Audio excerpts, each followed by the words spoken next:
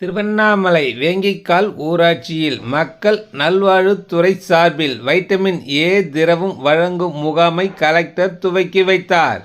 தமிழ்நாடு அரசின் மக்கள் நல்வாழ்வு மற்றும் குடும்ப நலத்துறையின் சார்பில் குழந்தைகளுக்கு தேசிய வைட்டமின் ஏ சத்து குறைபாட்டு நோய்களை தடுக்கும் திட்டத்தின் கீழ் வைட்டமின் ஏ திரவம் வழங்கும் முகாம் திருவண்ணாமலை மாவட்டத்தில் தொடங்கியது. இந்த முகாம் வருகின்ற 31ஆம் தேதி வரை புதன் மற்றும் ஞாயிற்றுக்கிழமைகளை தவிர மற்ற நாட்களில் நடைபெற உள்ளது. இந்த முகாமின் மூலம் திருவண்ணாமலை மாவட்டத்தில் குழந்தை பிறந்த 6 மாதம் முதல் 5 வயது வரை உள்ள சுமார் 1,81,157 குழந்தைகளுக்கு அனைத்து துணை சுகாதார நிலையங்கள் மற்றும் அங்கன்வாடி மையங்களில் வைட்டமின் ஏ திரவம் வழங்கப்படுகிறது.